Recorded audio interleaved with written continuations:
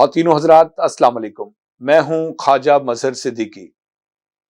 یہ دنیا رنگ و بو کی دنیا ہے۔ اس کائنات کے خالق نے جب انسان کو تخلیق کیا تو اسے بے شمار صلاحیتوں سے بھی نوازا۔ کسی کسی کو اپنی صلاحیت پر عروج حاصل ہے، کمال حاصل ہے۔ یہ کائنات اس طرح ڈیزائن کی گئی، اس طرح کریٹ کی گئی کہ یہاں پہاڑ بھی ہیں، دریا بھی ہیں، سمندر بھی ہیں، زمین و آسمان بھی ہیں۔ آسمانوں کی وسعتوں میں چاند تارے ہیں، سورج ہے، اور زمین کی گہرائیوں میں بہت ساری معدنیات ہیں۔ جب ہم زمین پر چلتے ہیں، سماج میں ادھر ادھر دیکھتے ہیں تو ہمیں بھی ہیرے جیسے لوگ ملتے ہیں جو اپنی صلاحیتوں میں یکتا ہیں، اپنی خوبیوں میں کمال حاصل رکھتے ہیں۔ ہم نے اپنے چینل پر ایسی کئی شخصیات سے آپ کی ملاقات کروانی ہے۔ ایسی ہی ایک شخصیت جو خوبصورت انسان ہے، نیک سیرت انسان ہے اور نیک دل شخصیت ہیں، وہ رانا انور علی ہیں اور آج ہمارے درمیان موجود ہیں۔ رانا صاحب قطر میں ہوتے ہیں اور آج کل پاکستان ملتان میں آئے ہوئے ہیں۔ ہم نے انہیں یہاں زحمت دی ہے کہ وہ ہمارے پاس تشریف لائیں۔ ہم ان سے کچھ گفتگو کرنا چاہیں گے ان کے کیریئر کے حوالے سے، ان کی ذاتی زندگی کے حوالے سے، اور ان کے جو مشاغل ہیں، خاص طور پہ ان کی پہچان شعر و ادب ہے اور یہ صاحب کتاب شاعر ہیں، تو ہم ان سے اس حوالے سے بھی گفتگو کریں گے۔ تو آئیے چلتے ہیں، زیادہ انتظار نہیں کرواتے اور کوئی زیادہ تمہید بھی نہیں مانتے، ملاقات کرتے ہیں رانا انور علی صاحب سے۔ رانا صاحب السلام علیکم۔ وعلیکم السلام ورحمۃ اللہ وبرکاتہ۔ رانا صاحب آپ کو اپنے اسٹوڈیو میں خوش آمدید کہتا ہوں۔ بہت شکریہ خواجہ صاحب، آپ کی محبت ہے کہ آپ نے مجھے بلایا اور گفتگو کرنے کا موقع دیا، یہ میرے لیے خوش نصیب۔ رانا صاحب آپ یہ دیکھ رہے ہیں کہ ابھی ہم پاکستان کی قائد اعظم کی بات کر رہے ہیں۔ آج میں اپنے ارد گرد دیکھتا ہوں ہماری جو نوجوان نسل ہے وہ بھی یہی خواب سینے میں آنکھوں میں سجائے پھر رہی ہے کہ وہ بھی کسی طرح اس پاکستان کو چھوڑ کے چلی جائے اور بیرون ملک جا کر اپنی خدمات، اپنی سروسز دے، وہاں جا کر کچھ کر کے دکھائے۔ تو یہاں نہیں، اسے کیا یہاں مواقع نہیں ملتے، یا کیا باہر جانے کا خواب اتنا حسین خواب ہے کہ اس کی تکمیل کے لیے، اس کی تعبیر کے لیے باہر جانا ضروری ہے؟ خواجہ صاحب، میں اس چیز کو ایسے لیتا ہوں کہ اللہ تعالیٰ نے جو رزق ہے نا، وہ پوری دنیا میں انسان کے لیے پھیلایا ہوا ہے۔ تو یہ دانہ دن کا ہے جو پرندے جو ہیں وہ جا کر چنتے ہیں، جیسے بہت سے لوگ ملتان میں رہتے ہوئے لاہور میں جاب کرتے ہیں، جی ہاں، کراچی میں کرتے ہیں۔ جی، کچھ لوگوں کا دانہ دن کا جو ہے وہ ملک سے باہر پھیلا ہوتا ہے، واہ واہ، تو انہیں پرواز کر کے وہاں تک جانا ہے اور اپنے حصے کا رزق جو ہے وہ وہاں سے تلاش کرنا ہے۔ اپرچونٹی کی بات بھی آپ کی صحیح ہے کہ ظاہر ہے جو باصلاحیت نوجوان ہیں انہیں یہاں پر مواقع بھی کم میسر ہیں، اچھا، تو اس لیے وہ کوشش فیکٹ ہے کہ یہ یہاں صلاحیتوں کے اظہار کے مواقع کم ہے۔ اگر میں انجینئرنگ کی بات کروں تو آپ دیکھیں کہ پاکستان میں کتنے انجینئرنگ کے ادارے جو ہیں وہ کھل چکے ہیں، یعنی ہر ادارہ جو ہے وہ 60 سے 70 انجینئر پروڈیوس کر رہا ہے اچھا ہر سال، اچھا، اور اداروں میں اضافہ بھی ہو رہا ہے۔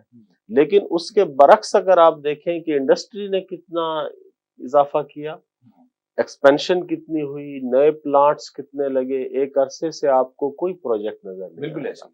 لیکن ہم نے انجینئرز تو پروڈیوس کرنا بند نہیں کیے، ہاں ہم انجینئرز تو ہر سال پروڈیوس کر رہے ہیں، بالکل، لیکن ان کے لیے مواقع نہیں ہے۔ بیرون ملک جو ہے آپ دیکھیں کہ انڈسٹری جو ہے وہ بہت زیادہ لگ رہی ہے، ایکسپینشن ہو رہی ہے، تو ہمارے نوجوانوں کو، ہمارے جو پروفیشنلز ہیں ان کو مواقع زیادہ مل رہے ہیں۔ میں یہ سمجھتا ہوں کہ اگر یہی مواقع انہیں پاکستان میں ملے اور پاکستان میں بھی انڈسٹری لگے، پلانٹ لگیں، تو یہ نوجوان کہیں بھی نہیں جائیں گے۔ اس کا دوسرا پہلو خواجہ صاحب میں آپ کو یہ بتاؤں کہ یہ لوگ آپ کی ترقی میں بھی کردار ادا کر رہے ہیں کہ جو زر مبادلہ آپ باہر سے لے رہے ہیں، جو یہ ریمیٹنس بھیجتے ہیں، آپ یہ دیکھیں کہ پاکستان کی معیشت میں اس وقت اوورسیز کی جو ریمیٹنس ہے اس کا کردار بہت اس میں کوئی زیادہ ہے۔ شک نہیں ہے۔ تو ایک طرح سے یہ کماؤ پوت بھی ہیں پاکستان کے، جو بیرون ملک جا کے اپنے ملک کا بھی نام روشن کرتے ہیں اور پاکستان کی معیشت کو بھی مضبوط کرتے ہیں۔ ڈاکٹر صاحب یہ بتائیے کہ وہ کیا حالات تھے کہ آپ نے ابتدائی تعلیم ملتان میں حاصل کی اور ملتان سے پڑھے، ملتان میں بڑی بھرپور جو ایام میں جوانی تھے زندگی گزاری. میری آپ کی جو پہلی ملاقات ہے وہ ریڈیو پاکستان ملتان میں ہوئی تھی. وہاں پہ ایک ڈیبیٹنگ کمپٹیشن تھا جس میں آپ شریک تھے، میں بھی اسی حوالے سے وہاں آیا تھا. پھر وہاں سے ابتدائی تعلیم، پھر ریڈیو پروگرامز، ڈیبیٹر، پھر شاعر، پھر ایک دم سعودی عرب آپ چلے گئے. سعودی عرب میں آپ نے کتنا عرصہ گزارا سر؟ میں آپ نے ذکر کیا ہے ملتان کا، تو ملتان کے ساتھ جو ہے وہ میرا بڑا جذباتی رشتہ ہے. بالکل ٹھیک ہے. کیونکہ ابتدائی تعلیم میں نے ملتان سے حاصل کی، پھر یہیں سے اپنی جو ہے وہ صلاحیتوں کو میں سامنے لے کر آیا. آپ کی ادبی سرگرمیاں، آپ کی شعر و شاعری، شعر و پھر آپ شاعری کمپیئر بھی بچوں بہت کے اچھے لیے، تھے، آپ مقرر اور کمپیئر بھی بہت اچھے تھے. جی بہت کچھ سیکھا. یہ میں آپ کو 1990 سے 92 سے جانتا بالکل ہوں، اس وقت کا ذکر کر رہا ہوں. ہم اس وقت بچے تھے اور بچوں کے ادیب کہلواتے تھے. بڑا اچھا لگتا تھا کہ ہم بچے ہیں اور بچوں کے ادیب ہیں، اور آج بھی بچوں کے ساتھ ہی منسلک ہیں. خواجہ صاحب، ملتان سے آپ یہ دیکھیں کہ میں جب لال پیر میری پہلی پوسٹنگ ہوئی ایز اے ٹرینی انجینئر، وہاں پر جمعہ، ہفتہ، اتوار، 3 جمعہ کی ہاف چھٹی ہوتی تھی اور ہفتہ اتوار کی پوری چھٹی ہوتی تھی. جب سوموار کو میں ملتان سے لال پیر جاتا تھا تو میں اپنی ماں سے ٹیلی فون پہ بات نہیں کر سکتا تھا، میری آواز بھر آتی تھی کہ میں ملتان سے کتنی دور چلا گیا ہوں، کوٹ ادو، اور اب میں اپنی ماں کو ملوں گا اگلے جمعے کو ملوں گا، اتنے دن مجھے دور رہنا پڑے گا. پھر میں نے وہ جاب چھوڑی اور میں نے NFC انجینئرنگ کالج میں ہی پڑھانا شروع کیا. تو میں نے کہا بھی مجھ سے باہر جو ہے وہ نہیں رہا جائے گا. کھاد فیکٹری کے پاس جی، کھاد فیکٹری کے پاس ادارہ ہے. تو یہاں میں نے پھر پڑھانا شروع کر دیا. پھر میری اکیڈمی تھی، رہنمائی اکیڈمی، تو میں اسی ملتان میں ہی رہا. ایک دفعہ کسی نے مجھے کہا کہ یار آپ پھر ہمیشہ پڑھاتے ہی رہو گے، آپ نے انجینئرنگ کی ہے تو آپ کیوں نہیں پریکٹیکل لائف میں جاتے. اسلام آباد سے ایک ڈیلیگیشن کی کال آئی تو ہم وہاں چلے گئے اور وہاں جا کے سعودی عرب کے لیے سلیکشن ہو گئی. تو آپ یہ دیکھیں کہ رانا صاحب کس سن کی بات آپ کر رہے ہیں؟ یہ میں آپ سے بات کر رہا ہوں سن 2000 کی. اچھا، یعنی آپ نے 10 سال یہاں عملی زندگی کے ہاں جی، آغاز یہیں سے کیا. یہیں سے کیا. اب یہ اسٹیپ فارورڈ آ رہا ہے، جی، اب موو آن ہو رہے ہیں. آپ یہ دیکھیں کہ جب میں انجینئرز کو پڑھاتا تھا، کیونکہ ہم پروفیشنل سکل ڈیولپمنٹ کے پروگرامز بھی کرتے تھے، تو آپ کو پتہ ہے میں پہلے بہت دبلا پتلا ہوا کرتا تھا، اور جب سینئر لوگ آتے تھے ان کے بال سفید اور بڑے تجربہ کار، تو ان کو پڑھانے کا تجربہ جو ہے وہ ایک بڑا زبردست تھا کہ اتنے سینئر آدمی کو آپ نے پڑھانا ہے. پریکٹیکل میں وہ بہت اچھے ہوتے تھے، لیکن تھیوری جو ہے وہ ان کی اتنی زیادہ اچھی نہیں ہوتی تھی جہاں پہ ہم کمانڈ لیتے تھے. تو یہ وہ آپ لوگوں کا ساتھ اور جو سٹیج پہ جانا، لکھنا لکھانا، اس نے بہت ہیلپ کیا، اس نے بہت ہیلپ کیا. اور میں سمجھتا ہوں کہ آج بھی یہ ہیلپ فل ہے. ہم جو بچوں کو کہتے ہیں کہ آپ ہم نصابی سرگرمیوں میں حصہ لیں، وہ اسی لیے کہتے ہیں کہ اس سے آپ کے اندر نکھار آتا ہے اور یہ آپ کی پروفیشنل لائف تک آپ کی ہیلپ کرتا ہے. کانفیڈنس پیدا ہوتا ہے جی، اعتماد کے ساتھ آگے بڑھتے ہیں آپ. بہت سارے جو فیئرز ہیں، فوبیاز ہیں، ان سے نکل جاتے ہیں. تو آپ بتا رہے تھے آپ اسلام آباد گئے. جی، اس کے بعد اسلام آباد سے پھر میری سلیکشن ہو گئی تو پھر ہم سعودی عرب چلے گئے. سعودی عرب میں میں نے 9 سال وہاں پر گزارے. سعودی عرب کی ایک بہت بڑی کمپنی ہے. اشرا ہو جاتا ہے جی، بہت اشرا ہو جاتا ہے. اور وہاں پر بھی جو ادب تھا اس نے چین نہیں لینے دیا، تو کچھ سرگرمیاں ہم نے کمیونٹی کو جمع کرنا شروع کیا. وہاں پہ فرسٹ ٹائم ہم نے کمیونٹی پروگرامز جو ہیں وہ 2000 میں شروع کیے. تو اس کے بعد پھر 2002 میں شادی کر لی، اور شادی بھی ملتان میں ہی کی. شادی آپ نے اپنی پسند سے کی یا والدین نے؟ شادی جو ہے وہ بالکل والدین کی پسند تھی. مطلب میں نے تو اپنی جو وائف ہے ان کو دیکھا بھی نہیں تھا پہلے. ٹھیک ہے. تو پھر 2002 میں شادی کی، فیملی میرے ساتھ ہی چلی گئی. پھر 2 بچیوں کی پیدائش ہوئی، انفال اور امثال. جی، سعودی عرب میں. 9 سال کے بعد پھر مجھے قطر سے ایک آفر آئی، جو کہ قطر کی بہت بڑی LNG کمپنی ہے. اس نے آفر دی تو پھر میں 2009 میں سعودی عرب سے قطر آ گیا.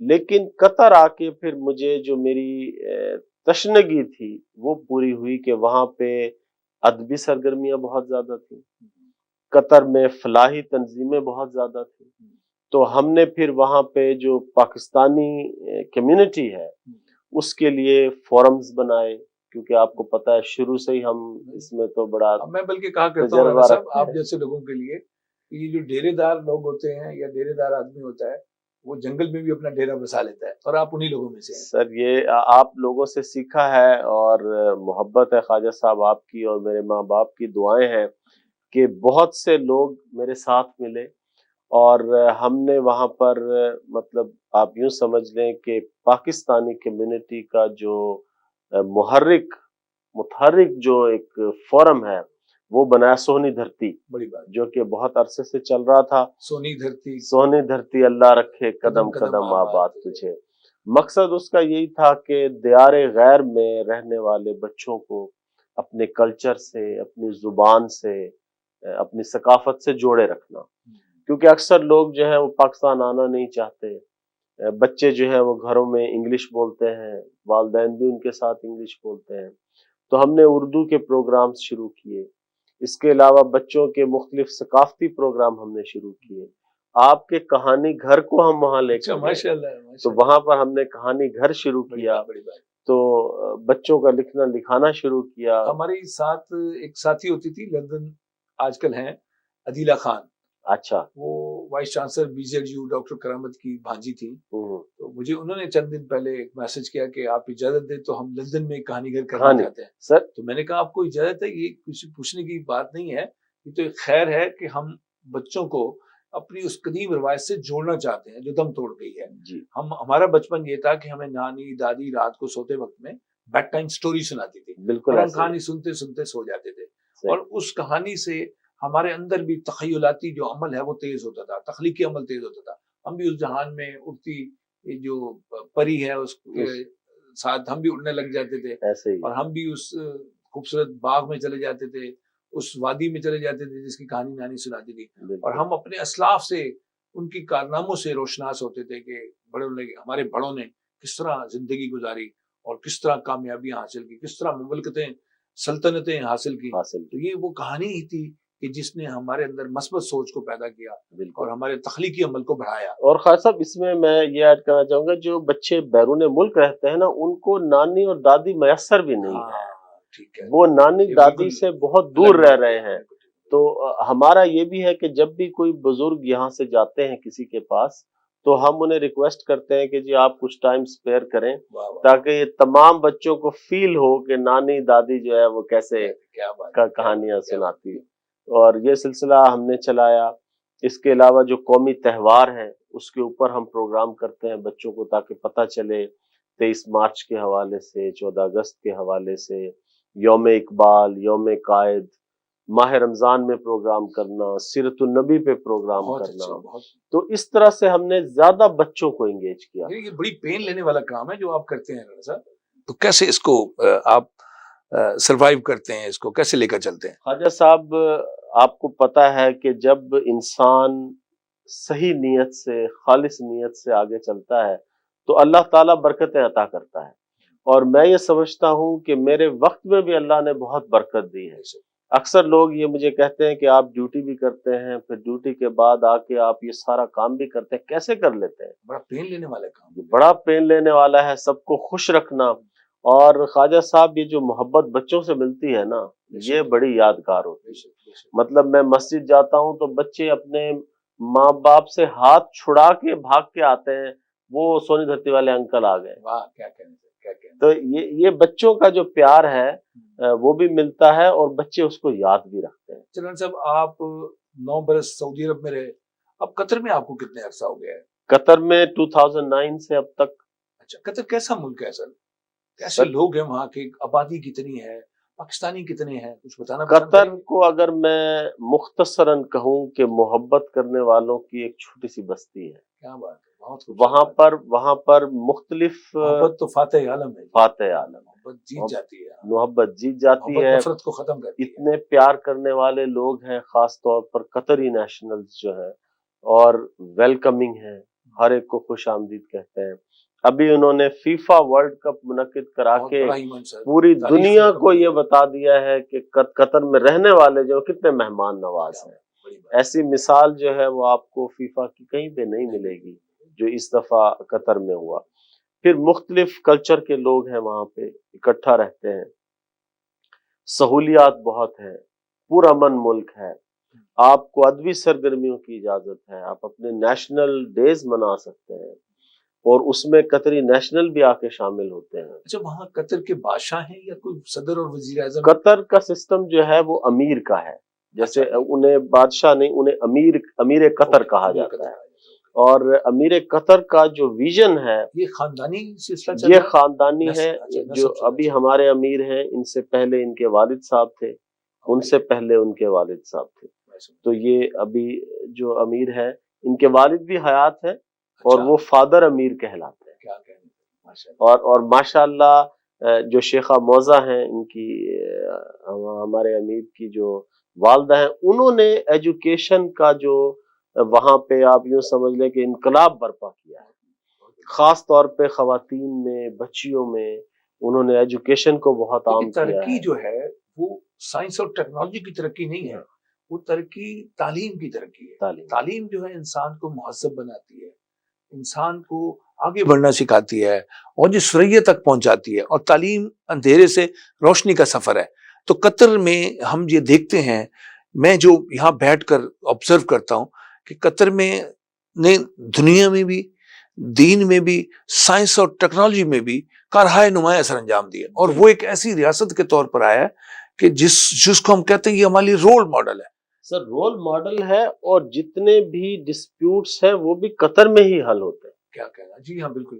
عالمگیر سطح کے معاملات جو ہیں وہ قطر میں ہوتے ہیں. میں یہ سمجھتا ہوں کہ بالکل ایسے ہی ہے. بہت چھوٹا سا ملک ہے، چاروں طرف سمندر ہے. کتنی آبادی ہوگی اس کی وجہ سے؟ اس کی آبادی تو آپ یوں سمجھ لیں کہ ملتان کو ملا لیں، 35 لاکھ آبادی ہے ملتان کی.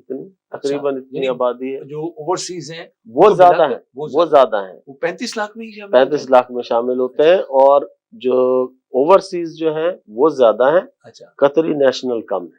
50-50 والا معاملہ ہے. 50 سے بھی کم سمجھے. اچھا، 50 سے بھی کم سمجھے. اتنی کم آبادی نے اتنے سارے لوگوں کو سروائیو کیا ہوا ہے. اچھا رن صاحب، قطر میں آپ رہتے ہیں، فیملی کیا وہیں رہتی ہے آپ کے ساتھ؟ جی بالکل، فیملی میرے ساتھ ہے. 2 بیٹیاں آپ کی سعودی عرب میں ہوئی. اب کتنے بچے ہیں ٹوٹل؟ خواجہ صاحب 2 بیٹیاں سعودی عرب میں ہوئیں، قطر میں ماشاءاللہ 2 بیٹے ہوئے. اللہ اکبر. تو 2 بیٹیاں 2 بیٹے، 2 سعودی شہزادیاں اور 2 قطری شہزادے. اچھا ماشاءاللہ. تو ان کی دونوں کی پیدائش قطر میں ہوئی. بڑی بیٹی کا نام انفال، اچھا، اور اس سے چھوٹی کا امثال. اچھا ماشاءاللہ. اور بیٹے جو ہیں ایک کا نام آبان اور دوسرے کا آیان. ماشاءاللہ خوبصورت نام ہے. جی یہ بھی آپ نے یہاں بھی شاعر ہونے کی وجہ سے کافی اور ادیب کا خیال رکھا ہے آپ نے. یہ بالکل ایسے ہی ہے کہ جب میری بیٹی پیدا ہوئی تو میرے پاس ایک سعودی شیخ آئے، تو انہوں نے کہا کہ سناؤ کیا خوشخبری ہے. میں نے کہا جی بیٹی پیدا ہوئی ہے. تو کہتے ہیں کہ وہ کیسی ہے. میں نے کہا میری والدہ کہتی ہیں کہ وہ نہیں، وہ بیٹی میری کافی دنوں کے بعد پیدا ہوئی تھی، شادی کے بعد. تو کہتا ہے پھر وہ تو انفال ہوئی. تو یہ نام انہوں نے مجھے دیا، تجویز کیا کہ یہ تو انفال ہوئی. تو مجھے وہ نام بہت پسند آیا. میں نے کہا یہ مال غنیمت جو ہے وہ انفال، تو وہ میں نے رکھا. بہت بڑی خوشی کا دن ہوتا ہے جب آپ کو اللہ پاک پہلی اولاد دیتے ہیں، اور خاص طور پہ بیٹی، اور وہ بہت رحمت ہے. اور ہمارے ہاں تو اب بھی پاکستان میں نے کچھ علاقے ایسے ہیں، نام نہیں لینا چاہتا اس کا، کہ بیٹی ہو تو اگلے روز اس خاتون کو آ جاتا ہے کہ ہمارے گھر نہیں آنا، اپنی ماں کے گھر جاؤ، اور اس کو نحوست سمجھا جاتا ہے. سر بیٹی رحمت ہے، بیٹی رحمت ہے، رونق ہے. پھر جب میری دوسری بیٹی پیدا ہوئی، آپ دیکھیں یہ کیسے ایک چانس ہے. وہی شیخ میرے پاس آئے. تو میں یہ کہتا ہوں کہ شاید وہ اللہ کے بھیجے ہوئے آئے تھے. مجھے انہوں نے کہا سناؤ خوشخبری. میں نے کہا بیٹی ہوئی ہے. کہتا ہے کیسی ہے؟ تو میں نے کہا میری والدہ کہتی ہے کہ میرے جیسی ہے. تو کہتی ہے پھر تو وہ امثال ہوئی. نام بن گیا. تو وہ پھر انفال اور امثال جو ہے وہ ایسے نام رکھا تھا. اور آبان کا جو ہے نام، یہ بڑی ریسرچ والا نام ہے کہ AABAN، یہ میرا اور میری وائف کے دونوں ناموں کو ملا کے یہ نام بنتا ہے۔ کیا بات ہے، اچھا، واہ، یہ بڑی خوبصورت بات بتائی آپ نے، یہ انفرادیت ہے اس میں۔ ہاں یہ دونوں کو ملا کے بنتا ہے، اور یہ جب بھی لکھا جائے گا لسٹ میں یہ پہلا نام ہوگا، واہ، بڑی AABAN انگلش میں لکھیں گے تو پہلا نام آئے یعنی گا۔ یہاں بھی آپ نے سوچ سے، سمجھ سے، ایسے غور و فکر سے کام کیا، یعنی آپ انفرادیت کے قائل ہیں، اور یہ انفرادیت آپ نے بیٹے کے نام میں بھی رکھی۔ اچھا یہ بتائیے سر، وہ پاکستانی یا وہ لوگ جو خود تو کاروبار کے لیے سعودی عرب جاتے ہیں، دبئی جاتے ہیں، قطر جاتے ہیں، یا اس طرح کے کسی گلف کے کسی کنٹری میں، مشرق وسطیٰ میں جاتے ہیں، بچے یہاں رہ جاتے ہیں، بیوی یہاں رہتے ہیں، اور وہ پلٹ کے دیکھتے بھی نہیں ہیں سر ان کا کیا حال ہے، بس وہ یہ سمجھتے ہیں ان کی ضرورتیں پوری کر رہے ہیں وہاں بیٹھ کے، کوئی مر رہا ہے، کوئی جی رہا ہے، کوئی خیر سے ہے، کوئی خرابی ہے، تو وہ اس بات سے بے نیاز ہو جاتے ہیں۔ ایسا کیوں ہوتا ہے؟ کیا آپ اس کو درست سمجھتے ہیں کہ آپ 5-7 سال بیوی کو، بچوں کو، ماں باپ کو، رشتہ داروں کو دیکھے بھی نہ؟ جبکہ دوسری طرف قطر کے لوگوں کو میں دیکھتا ہوں، وہ یہ کہ ہر 6 ماہ بعد، 5 ماہ بعد، گرمیوں میں بھی آتے ہیں، سردیوں میں بھی آتے ہیں۔ تو یہ اس حوالے سے آپ کیا کہتے ہیں؟ وہ جو یہاں اپنی امت کو، اپنی نسل کو، اپنی قوم کو چھوڑ کے جا کے بھول جاتے ہیں، اور بلکہ میں حیران ہوں اس بات پہ کہ ایک صاحب مجھے ملے، کہتے ہیں میں 30 برس سعودی عرب میں گزار گیا ہوں، میں پیچھے دیکھا بھی نہیں، میرے بچوں کی بھی شادیاں میرے پیچھے ہو گئی، میرے ماں باپ بھی میرے پیچھے مر گئے، اور بڑے فخر سے بتا رہے تھے کہ میں نے بڑی اپنی خوشی سے وہ قید کاٹی ہے جو میں 30 برس کی۔ تو آپ کیا سمجھتے ہیں اس حوالے سے؟ میرے سوال کو تو آپ سمجھ جی گئے ہوں گے۔ بالکل میں سمجھ گیا خالد صاحب، اور اس طرح کی سچویشن سے ہم روزانہ جو ہے وہ سامنا کرتے ہیں، کیونکہ کمیونٹی سروسز میں ہیں تو ہمیں مختلف لوگ بھی ملتے ہیں۔ یہ جو پردیس کے دکھ ہوتے ہیں اور آپ شاعری میں بھی دیکھتے ہیں اور لوگ بھی آپ کو سناتے ہیں، یہ واقعی پردیس جو ہے اس کو میں کہتا ہوں کہ یہ سلو پوائزن ہے، یہ انسان کو آہستہ آہستہ اندر سے کھاتا ہے۔ اور کچھ لوگ ہیں جن کے اوپر اللہ تعالیٰ کی نعمت ہے کہ وہ فیملی کے ساتھ رہ رہے ہیں، ایک بہت بڑی تعداد ہے جو کہ ہماری لیبر کلاس کی ہے، جو کہ فیملیز کو نہیں رکھ سکتے۔ خواجہ صاحب، یہ جو مجبوریاں ہوتی ہیں یہ انسان کو بڑا بے بس کر دیتی ہیں، اور ظاہر ہے جو کوئی بھی اپنے بچوں کو، اپنی فیملی کو چھوڑ کر بیرون ملک جاتا ہے وہ کسی مجبوری کی وجہ سے روٹی جاتا ہے، روزی کے لیے، روٹی روزی کے لیے جاتا ہے۔ لیکن بتانے کا مقصد یہ ہے کہ جن حالات میں وہ وہاں پر رہتے ہیں، اگر ان کی ماں، اگر ان کی بیوی، اگر ان کے بچے ان کو ان حالات میں دیکھ لیں تو وہ شاید ایک وقت کھانا کھائیں، وہ بیوی شاید میک اپ کرنے کے لیے سرخی نہ خریدے، وہ پاؤڈر نہ خریدے، لیکن ہوتا یہ ہے کہ وہ نظر نہیں آتے۔ وہ صرف نظر آتے ہیں جب وہ اپنے ملک میں آتے ہیں، اچھے کپڑے پہن کے، بہت سارا پیسہ لے کے، بچوں کے گفٹ لے کے، جب یہاں پر خرچ کرتے ہیں تو لوگوں کو نظر آتے ہیں کہ یہ بڑے خوشحال ہیں، بہت سوکھے لوگ ہیں، بہت سوکھے لوگ ہیں۔ لیکن جس نے اپنے بچے کی پہلی کلکاری چھوڑی ہوتی ہے، جس نے اپنے بچے کا پہلے دن سکول جانا جو ہے وہ چھوڑا ہوتا ہے، جس نے اپنی بچی کو رخصت کرنے کا دن چھوڑا ہوتا ہے، اس کو پتا ہے کہ اس نے ماں کا کندھا چھوڑا ہوتا ہے، اس کا آخری لمحہ نہیں دیکھا، اس کی آخری دیدار نہیں کیا، اور باپ کا جنازہ نہیں پڑا۔ ایسے لوگ بھی ہیں۔ یہ وہ قربانیاں ہیں جس کا نعم البدل نہیں ہے، لیکن آپ یقین جانیے کہ ہم تو روزانہ دیکھتے ہیں کہ پردیس میں جو لیبر کلاس ہے یہ کتنی محنت کرتی ہے۔ انہوں نے لائن میں کھڑے ہو کر بس پہ جانا ہے، انہوں نے لائن میں کھڑے ہو کر باتھ روم میں جانا ہے، انہوں نے لائن میں کھڑے ہو کر جو ہے وہ کھانا لینا ہے۔ یہ ایک تکلیف دہ عمل ہے جس سے وہ روزانہ گزرتے ہیں، لیکن خوشحالی کیا ہے کہ یہاں پر رہتے ہوئے وہ روزگار نہیں کما سکتے، لیکن وہاں پر رہتے ہوئے ایک ہینڈسم اماؤنٹ جو ہے وہ اپنے واپس بھیجتے ہیں۔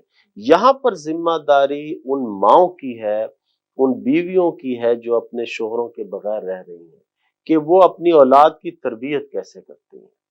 پیسہ تو آ رہا ہے لیکن وہ پیسہ خرچ کیسے ہو رہا ہے، یہ ان کو اگر وہ دیکھ لیں کہ وہ کس محنت سے کما رہے ہیں تو وہ جس طرح سے پیسہ اڑاتے ہیں بالکل نہ اڑائیں۔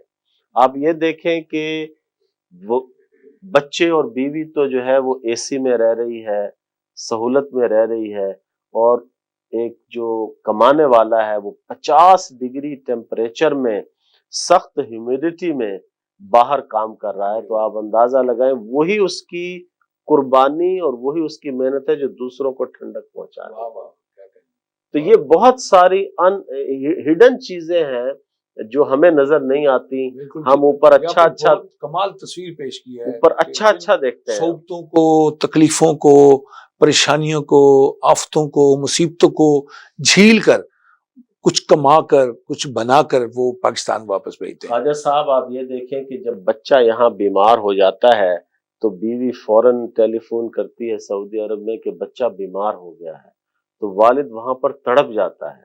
آپ امیجن کریں کہ جب والد بیمار ہوتا ہوگا تو نہ اس کے پاس ماں ہے، نہ اس کے پاس باپ ہے، نہ اس کے پاس بیوی ہے، نہ اس کے پاس بیٹا، پھر وہ گھر بھی نہیں بتاتا کہ کہیں میرے بچے نہ پریشان ہوں۔ کیسی کیفیت آپ نے بیان کی۔ تو یہ ان چیزوں کا سامنا ہم روزانہ کرتے ہیں۔ یہ وہ حقیقت ہے جس سے ہم واقف نہیں ہیں، ہمیں اس کا ادراک نہیں ہے، شعور نہیں ہے۔ اور ہم اس چیز کو روزانہ دیکھتے ہیں، ڈسپیوٹس بھی لوگوں کے دیکھتے ہیں، پھر بعد میں آپ والی سچویشن ہے کہ ایک آدمی جو 20 سال گزار کے آتا ہے، جب وہ پاکستان میں آتا ہے تو کوئی اس کے گھر پہ قبضہ کر لیتا ہے، کوئی اس کے پیسے کھا لیتا ہے، کچھ ایسے ظالم بھی ہیں جو ایک موبائل فون چھیننے پہ اس شخص کو ہی مار دیتے ہیں۔ اب آپ یہ دیکھیں کہ کوئی یہ نہیں دیکھتا کہ اس کی کتنی محنتیں ہیں، اس نے کتنی محنت سے کمایا ہے، اور حلال کا پیسہ ہے، حرام کا پیسہ نہیں۔ القاسم حبیب اللہ، اللہ محنت کرنے والے کو پسند کرتا ہے۔ تو خواجہ صاحب آپ نے بہت زبردست سوال کیا، میں بالکل کہنا چاہوں گا لوگوں کو بھی کہ خاص طور پہ ان خواتین کو جو یہاں پر اپنے شوہروں کے بغیر رہ رہی ہیں اور ان کے شوہر باہر کما رہے ہیں، اپنے بچوں پر توجہ دیجیے، ان کی اچھی تربیت کیجیے۔ اب آپ باپ بھی ہیں اور ماں بھی ہیں، دوہری ذمہ داری ہے، اب دوہری ذمہ داری ہے، اور وہ جو کما رہے ہیں وہ آپ کے بہاف پہ کما رہے ہیں، آپ کی سہولت کے لیے، آپ آسانیوں کے لیے، آسائشوں کے لیے، تو اللہ تعالیٰ آسانیاں دے سب کو۔ جلال صاحب، ایک طرف آپ انجینئر ہیں اور اپنے شعبے کے جہاں آپ جاب کرتے ہیں بہترین انجینئر ہیں، وہاں آپ نے کمال حاصل کیا ہوا ہے، اور آپ کو کئی بار آپ نے بتایا کہ آپ کو بہترین کارکردگی پر ایوارڈ بھی دیے گئے، اعزاز بھی دیے گئے۔ دوسری طرف آپ کا سماجی کام ہے، آپ نے کمیونٹی کو جوڑا ہوا ہے، اور آپ کے سینے میں جو دل ہے اس میں پاکستان بستا ہے، آپ کی آنکھوں میں پاکستان کی ترقی، خوشحالی کے خواب ہیں، اور آپ ہر دم یہ چاہتے ہیں کہ پاکستان کو، آپ پاکستان کی نمائندگی کریں اور پاکستان کو اچھا دیکھیں، ایک ترقی کرتا ملک دیکھیں، خوشحال ملک دیکھیں، قرضوں کے چنگل سے نکلتا ہوا ملک دیکھیں۔ ایک طرف یہ ہے۔ تیسرا آپ کا ایک شوق ہے جو آپ کو بہت زیادہ نمایاں کرتا ہے، اور وہ ہے آپ کا شاعری کا شوق۔ میں اس طرف آتا ہوں، آپ نے بچوں کے لیے لکھا، پھر آپ شاعری کی طرف آئے، اور پھر آپ شاعر ہی کہلانا پسند کرتے ہیں۔ میں اکثر سوشل میڈیا پر آپ کے جو کلپس دیکھتا ہوں، بلکہ اکثر و بیشتر وہ شاعری پر مشتمل ہوتے ہیں۔ تو آپ مجھے یہ بتائیے کہ آپ شاعر کیسے بن گئے؟ نہ کوئی تھا واسطہ شعر سے، نہ ہی شاعری سے تھے آشنا، تیری یاد نے، تیرے پیار نے ہمیں شعر کہنا سکھا دیا۔ تو نہ کوئی تھا واسطہ شعر سے، نہ ہی شاعری سے تھے آشنا، تیری یاد نے، تیرے پیار نے ہمیں شعر کہنا سکھا دیا۔ خواجہ صاحب، جب دیار غیر میں صحرا ہو اور آس پاس کوئی اپنا نہ ہو، اور لکھنے کا شوق بھی ہو، تو اس میں مجھے اندازہ ہوا کہ میں نثر تو لکھتا ہوں، لیکن نثر لکھتے لکھتے کوئی شعر ہو جاتا ہے۔ لوگ یہ کہتے ہیں کہ شاعری کا الہام ہوتا ہے، لیکن یہ سب چیزیں سیکھنے سے آتی ہیں۔ تو ہم نے پھر کچھ اساتذہ کا سہارا لیا اور ان کو دکھایا کہ جی یہ شعر دیکھیں، یہ وزن میں ہے، یہ درست ہے۔ تو وہاں سے جو ہے وہ شاعری کا پھر آغاز ہوا، اور پھر جو ہے وہ درد بڑھتے گئے، تنہائی بڑھتی گئی، اور جو اظہار جو ہے وہ نثر میں بھی ہوتا رہا، شاعری میں بھی ہوتا رہا۔ جب میں قطر پہنچا تو وہاں پر ادبی ماحول بہت زبردست تھا۔ وہاں پر پھر کچھ لوگوں نے مجھے کہا کہ آپ کیوں نہیں اپنی کتاب بھی لے کر آتے؟ تو پھر میں نے باضابطہ جو ہے وہ شعر کہنے شروع کیے. تو الحمدللہ ایک کتاب جو ہے جگنو ہے میری مٹھی میں، جی میں پڑھ چکا ہوں. جی تو وہ کتاب جو ہے وہ منظر عام پر آئی. اس کے ساتھ پھر ایک ماں بولی میری ہریانوی، کیونکہ میری مادری زبان ہے، تو اس کا بھی ایک سلسلہ چلا. تو میں نے پھر اپنی مادری زبان میں بھی شعر کہنے شروع کیے. اچھا رانا صاحب، کہتے ہیں جب آپ عشق میں ناکام ہوتے ہیں تو آپ شاعر بن جاتے ہیں، کچھ ایسا بھی آپ کے ساتھ ہوا ہے؟ میرے ساتھ ایسا نہیں ہوا، لیکن اکثر شعراء کے ساتھ ہوتا ہوگا. تو لیکن شاعری اچھی ہو جاتی ہے. جی، لیکن میں نے عشق میں ناکام لوگوں کو بہت دیکھا، عشق میں ناکام ہوا، اور جن لوگوں کو میں نے دیکھا ان سے سبق حاصل کرتے ہوئے عشق نہیں کیا. عشق عشق نہیں کیا. اور آپ کہتے ہیں کہ لوگوں کی تو تشریح عشق کی اپنی اپنی ہوتی ہے. میں یہ سمجھتا ہوں کہ عشق کے بغیر زندگی ادھوری ہے، اور زندگی کا حسن عشق سے ہے. زندگی کا اور یہ حسن عشق اپنی سے ہے. فیملی سے، اپنے خاندان سے، اپنے وطن سے، اپنے دین سے ضرور ہونا چاہیے. ہمارے لیے تو عشق رسول جو ہے مومن کے لیے خواجہ صاحب، زندگی کا بہت بڑا خزانہ ہے. عشق رسول کے بعد اگر میں آپ کو کہوں کہ جو صحیح عشق ہوتا ہے نا، وہ آپ کو اپنی بیوی سے ہوتا ہے. بے شک، بے شک. اس کے علاوہ جتنے بھی عشق ہیں وہ عین شین کاف والے نہیں ہیں، وہ دوسرے عشق ہو سکتے ہیں. اچھا، واہ واہ. تو لیکن یہ ہے کہ اللہ تعالیٰ نے اس نکاح میں ایک ایسا اثر رکھا ہے کہ یہ دو دلوں کو جوڑتا ہے، خوبی ہے، مہارت ہے. یہ دو دلوں کو جوڑتا ہے. اور میں یہ سمجھتا ہوں کہ اگر نکاح کے بعد بھی دو دل نہیں جڑتے تو یہ ان کی بدقسمتی ہے کہ وہ نہیں جڑ پاتے. لیکن عشق جو ہے وہ انسان کو نیچر سے بھی ہو سکتا ہے، انسان کو روشنی سے عشق ہو سکتا ہے، پھولوں سے عشق ہو سکتا ہے. سبز جو صبح واک کرتے ہیں ان کو واک سے بھی عشق ہے، جو کرکٹ کھیلتے ہیں انہیں کرکٹ سے عشق ہے، چوٹیاں سر کرتے ہیں، یہ سارے عشق ہیں. بے شک، ٹھیک ہے. لیکن لوگوں نے جو ہے وہ عشق ایک محدود کر دیا ہے، جبکہ شاعر کے نزدیک جو ہے وہ عشق اور محبت کبھی بھی محدود نہیں ہے، لامحدود ہے. لامحدود. اچھا رانا صاحب، پہلا شعر کب کہا تھا؟ پہلا شعر میں نے کہا تھا جب میں شاید 8ویں کلاس میں ہوا. کچھ یاد ہے وہ شعر؟ وہ شعر یاد نہیں ہے، بلکہ وہ شعر میں نے ڈھونڈا بھی بہت، لیکن مجھے ملا نہیں. اچھا. پھر مجھے ایک اس کے بارے میں یاد ہے کہ میں نے وہ اقبال نقوی صاحب ہوتے تھے گورنمنٹ کالج آف سائنس میں، اردو کے ہیڈ آف دا ڈپارٹمنٹ تھے. تو میں ڈیبیٹ تو کرتا تھا اور بڑا ان کا پسندیدہ مقرر تھا، میں شاگرد بھی تھا. تو میں ایک دن ان کے پاس وہ شعر لے گیا. تو میں نے کہا سر یہ میں نے شعر لکھا ہے. اچھا، ایک اور مزے کی بات، لوگ مجھ سے شاعری کی تشریح کرواتے تھے. ہاں، سائنس کالج میں کچھ لوگ شاعری کیونکہ میں تقریر میں شعر پڑھتا تھا. جب تقریر میں شعر پڑھتا تھا تو لوگ سمجھتے تھے شاید یہ شاعر بھی ہے، تو وہ لکھ کے لے آتے تھے. تو میں ان کی تصحیح بھی کرتا تھا، جبکہ میں اس وقت شاعر نہیں تھا. پھر میں نے کہا یار میں تصحیح تو کرتا ہی ہوں، تو میرا بھی ایک شعر ہے، تو میں نقوی صاحب کے پاس لے کے جاتا ہوں. تو میں ان کے پاس لے کے گیا. وہ کہتے ہیں بیٹا بات سنو، ضروری نہیں کہ ہر انسان جو ہے وہ اس کی ہر چیز، ساری خوبیاں اس کے اندر ہوں. آپ اچھے مقرر ہیں، آپ اچھی نثر لکھتے ہیں، لیکن شعر جو ہے وہ آپ ابھی کوشش نہ کریں، آپ کے بس کی بات، آپ اس میدان سے دور رہیں. اچھا، اس وقت مجھے اوزان کا بھی پتہ نہیں تھا. چیلنج قبول کیا آپ نے؟ ہاں، اس اوزان کا پتہ. میں نے کہا سر اس میں کیا غلطی ہے؟ انہوں نے ایک بہت زبردست ورڈ یوز کیا جو میں پوری زندگی نہیں بھول سکتا. کیسا؟ انہوں نے کہا کہ اس شعر میں شتر گربگی ہے. بڑا مشکل لفظ تھا. میں نے کہا سر یہ شتر گربگی کیا ہوتا ہے؟ کہتے ہیں شتر کہتے ہیں اونٹ کو اور گربگی کہتے ہیں بلی کو. تو آپ کا ایک مصرع اونٹ والا ہے اور ایک مصرع بلی والا ہے. اس شتر گربگی کے بعد پھر میں نے یہ کوشش چھوڑ دی کہ اب شاعری جو ہے وہ نہیں ہو سکتی.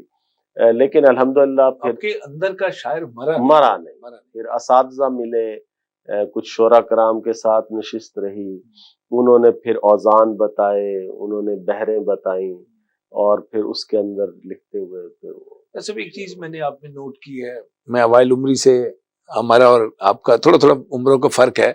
ہم نے بہت سارے کام اکٹھے کیے، ہم نے پھول کلب اکٹھے بنایا، ہم نے سینکڑوں تقریبات اکٹھے منعقد کی۔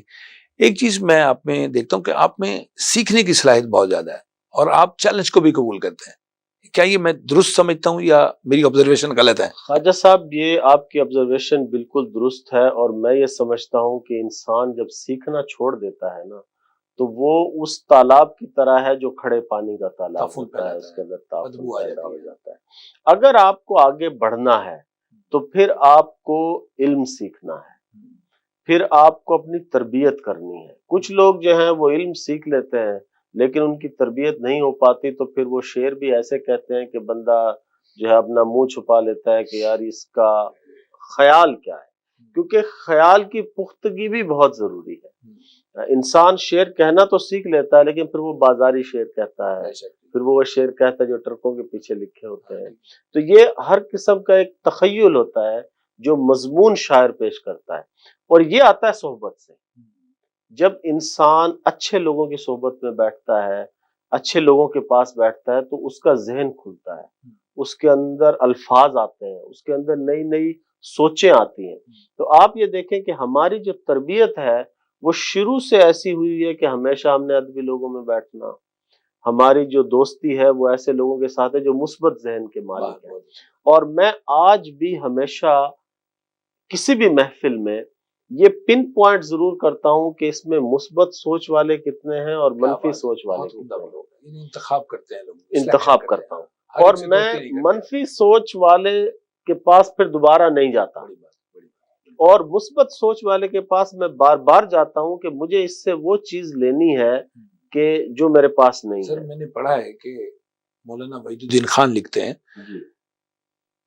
کہ اس دنیا کی سب سے بڑی خیر وہ مثبت سوچ ہے، اور اس دنیا کا سب سے بڑا شر جو ہے وہ منفی سوچ ہے۔ بالکل ایسے ہی ہے خالد صاحب، یہ اللہ تعالیٰ کی عنایت ہوتی ہے۔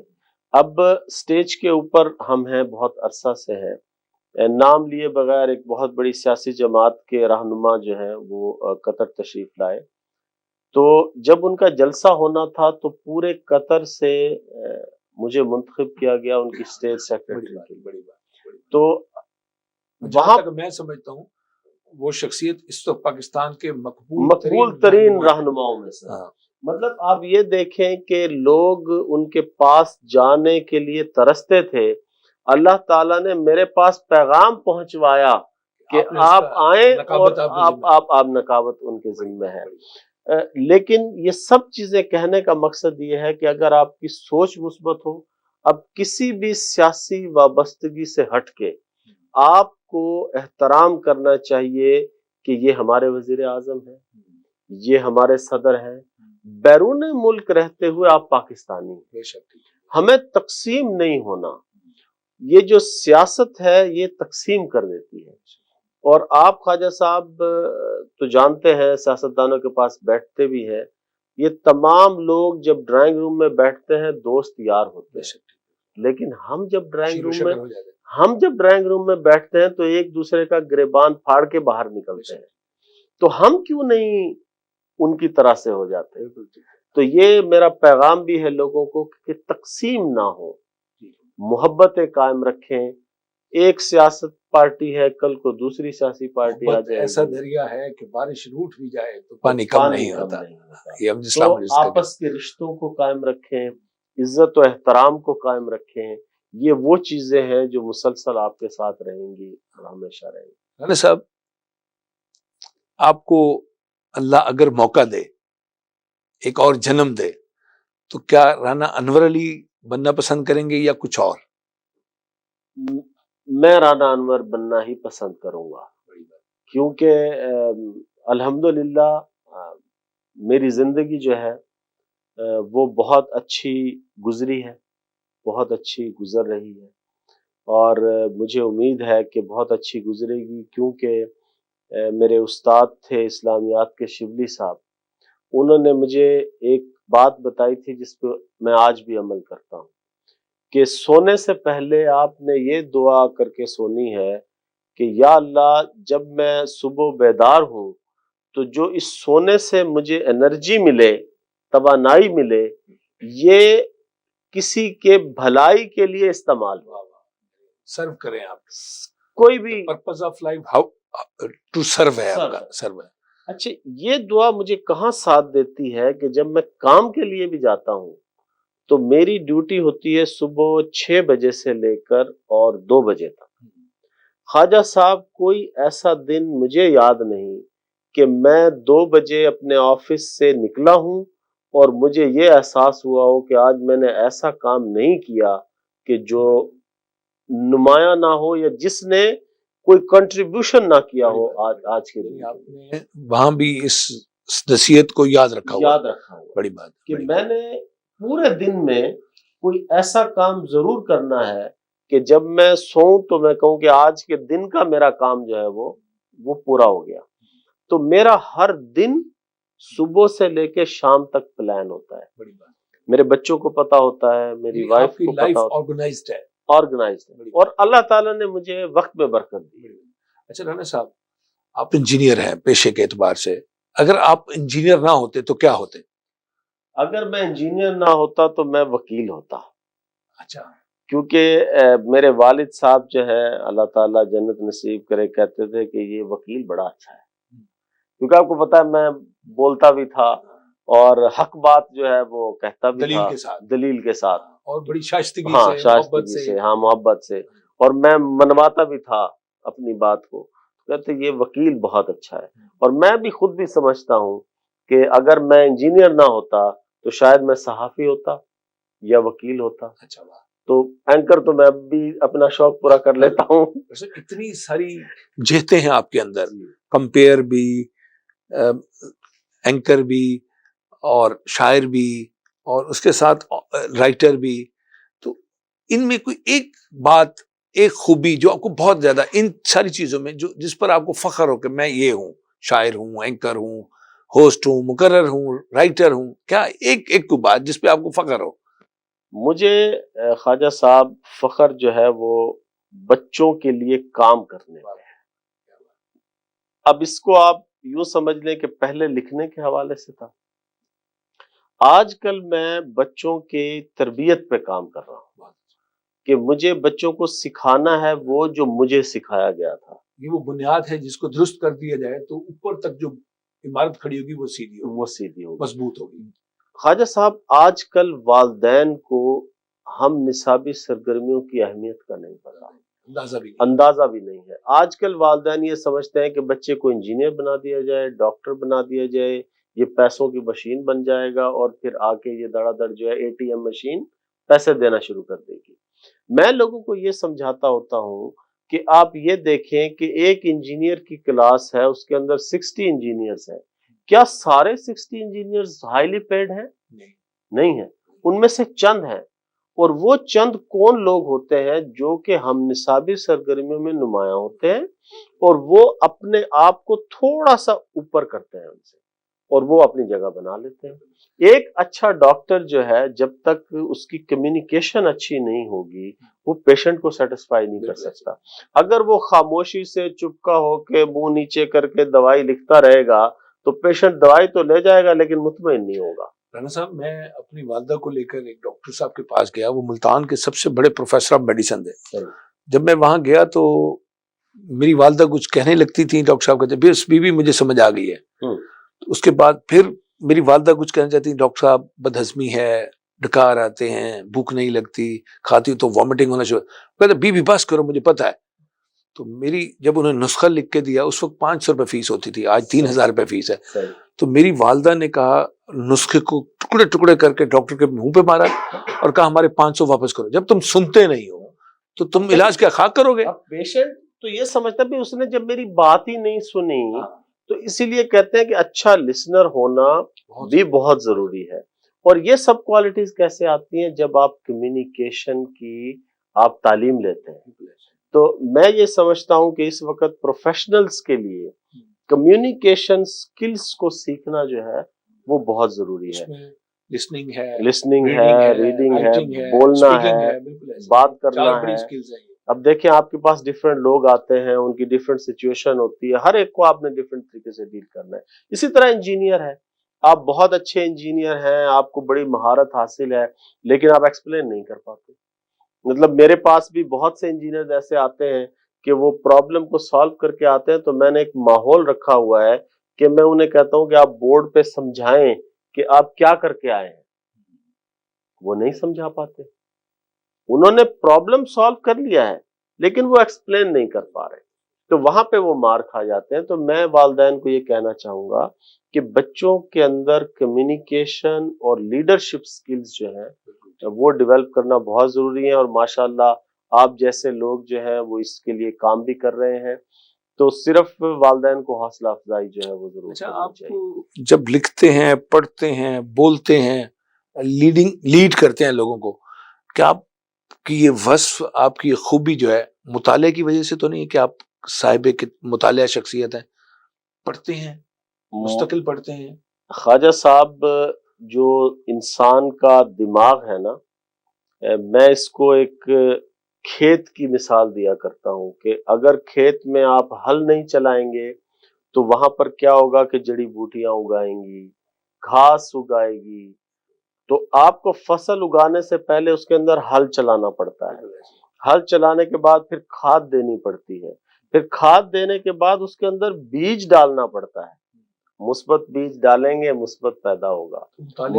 ضروری ہے مطالعہ، بالکل ہل چلانے والی بات ہے. نیا علم آتا ہے، نئی سوچ آتی ہے، پھر اس کے اندر جو فرٹیلائزر ہے وہ سوچ ہے جو کتاب آپ پڑھ رہے ہیں، اس کے اندر جو سوچ دی گئی ہے وہ کھاد کا کام کر رہی ہے. پڑھا ہے کہ آپ جب کتاب پڑھتے ہیں تو آپ دنیا کی عظیم ہستیوں سے ملاقات کرتے ہیں. بے شک، بے شک. بالکل ٹھیک ہے. اور کتاب آپ کا بہترین ساتھی. بے شک ٹھیک ہے. جب انسان کے پاس کوئی نہیں ہوتا تو کتاب ہوتی ہے تو وہ آپ کو ایسے دلاسا دیتی ہے ساتھی کی طرح. کچھ لوگ تو ایسے ہیں جن کو مطالعے کے بغیر نیند نہیں آتی، تو وہ اس سے سکون حاصل کرتے ہیں. اچھا رحان صاحب، آپ خوبصورت بھی ہیں، یہ تو آپ کی محبت ہے. آپ میں اتنے سارے اوصاف بھی ہیں، آپ میں اتنی ساری خوبیاں ہیں کہ آپ گلدستہ ہیں. یہ بتائیے کہ پھر لوگ آپ کی طرف کھنچتے تو ہوں گے، آتے تو ہوں گے، محبت کا اظہار تو کرتے ہوں گے، تو ایسے لوگوں کے لیے آپ کیا جواب دیتے ہیں؟ خواجہ صاحب کے وہ ہے کچھ کہ آپ کے ساتھ تعلق رکھنا چاہتے ہوں گے، آپ کے قریب آنا چاہتے ہوں گے، ایسی صورتحال میں آپ کیا کرتے ہیں؟ کہتے ہیں کہ اپنی سوچوں کے گلستان میں ہے، سب پرندے ابھی اڑان میں ہے، اور حسن والوں کو جو پسند آئیں شعر ایسے میری زبان میں ہے. تو یہ جو حسن والے ہیں یہ وہ ہیں جن کو میرے شعر پسند آتے ہیں. تو آپ نے کہا کہ میں خوبصورت ہوں، دراصل یہ عکس ہوتا ہے ان لوگوں کا جو خوبصورت لوگ میرے آس پاس رہتے ہیں. آپ میرے سوال کو گول نہ کریں. یہ ان کی محبت ہے. تو باقی جو ہے شعر و شاعری اور یہ ساری چیزیں. آپ نے نو پارکنگ کا بورڈ لگایا ہوا ہے کیا؟ نہیں، میں نے نو پارکنگ کا بورڈ نہیں لگایا ہوا. میں ہمیشہ خوش آمدید کہتا ہوں. اچھا، لیکن یہ بھابھی پریشان نہیں ہوتی خوش آمدید کہنے پر؟ بھابھی کا یہ ہے کہ ایک مشاعرہ تھا اور وہ تھا بھی گرلز کالج میں جی، اور اس میں ساری بچیاں تھیں. تو جب ہم نے مشاعرہ پڑھا تو میری ایک غزل تھی، میں ہمیشہ اپنی بیگم کو سناتا تھا وہ غزل. تو وہ مجھے کہتی تھی کہ تمہاری غزل اچھی نہیں ہے، یہ تمہاری غزل اچھی نہیں ہے اور یہ کسی مشاعرے میں نہیں پڑھنی. انہوں نے مجھے اتنا ڈرایا کہ وہ غزل میں نے کسی مشاعرے میں نہیں پڑھی. کل ایک گرلز کالج میں مشاعرہ تھا تو وہ میں نے پڑھی وہاں پہ، اور جو وہ غزل پسند کی گئی، آپ یقین نہیں کریں گے خواجہ صاحب کہ ایک مصرع میں پڑھتا تھا اور دوسرا مصرع جو ہے وہ بچیاں پڑھتی تھی. تو میں نے اپنی وائف کو آ کے بتایا کہ آپ نے مجھے کہا تھا کہ یہ تو آپ کی غزل اچھی نہیں ہے، تو یہ تو بہت چلی سند حاصل تو انہوں نے مجھے پتا کہا گرلز کالج میں مشاعرہ ہوگا. تو وہ ہمیشہ حوصلہ افزائی کرتی ہیں، لیکن انہیں پتا ہے کہ یہ جو ہے یہ پرندہ کہیں جانے والا نہیں ہے اور یہ صحیح قید میں ہے. اور الحمدللہ مجھ پر اعتبار کرتی ہیں، اعتماد کرتی ہیں. یہ میں مشکور ہوں. ان کے تعاون کے بغیر، ان کی حوصلہ افزائی کے بغیر ایسا ممکن بھی نہیں ہے کہ میں یہ سارے کام کر سکوں۔ اچھا، میں شارٹ کرتا ہوں اس انٹرویو کو، کیونکہ سوالات میرے پاس اتنے زیادہ ہیں کہ انبار ہے، اور آپ بھی جواب دینے کے لیے تیار بیٹھے ہوئے ہیں، مگر اس کو ہم اگلی قسط پر اگلی دفعہ اس سیریل کو چلائیں گے۔ یہ پوچھنا چاہوں گا کہ آپ اپنی کو پسندیدہ شاعری جو ہے، کوئی غزل، کوئی قطع کوئی سنانا چاہیں تو آپ سنا دیں، تاکہ ہمارے جو ناظرین ہیں وہ آپ کو سن سکیں اور آپ کی شاعری کے بارے میں کچھ جان سکیں۔ جی بالکل، اپنے چہرے پہ محبت کی ضیاء رکھتے تھے، ایک ہم تھے کہ اندھیرے میں دیا رکھتے تھے، یاد آتے ہیں وہی دوست پرانے اکثر، جو کہ ہونٹوں پہ سدا حرف دعا رکھتے تھے، اور خواجہ صاحب تیری خوشبو سے بھرے شہر میں ڈھونڈا تجھ کو، تیری خوشبو سے ہی ہم تیرا پتہ رکھتے تھے، اور تم سے انور وہ کبھی شخص بھلایا نہ گیا، کیسے مغرور تھے تم کیسی انا رکھتے۔ بہت شکریہ، بہت شکریہ، بہت محبت۔ خواتین حضرات، یہ تھے رانا انور علی صاحب۔ آپ نے ان کا انٹرویو سنا، مجھے یقین ہے کہ آپ بھی ان کے فین ہو گئے ہوں گے، آپ بھی ان کے پرستار ہو گئے ہوں گے، اور آج مجھے یقین ہے کہ جب آپ یہ انٹرویو آگے فارورڈ کریں گے، لوگوں کو دکھائیں گے، تو آپ کو پتہ چلے گا کہ ہمارا پاکستان جو ہے کیسے روشن چہروں سے مزین ہے، اور کتنے خوبصورت ہیرے اس زمین نے جنم دیے ہیں جو چمک رہے ہیں اور ہمارے ملک کا، ہمارے وطن کا نام روشن کر رہے ہیں۔ رانا انور علی صاحب، آپ کا بہت شکریہ، اور میں یقین رکھتا ہوں کہ آپ کا جو پیغام محبت ہے یہ پوری دنیا میں پھیلے گا، اور پوری دنیا اس محبت سے سرشار ہوگی۔ السلام علیکم۔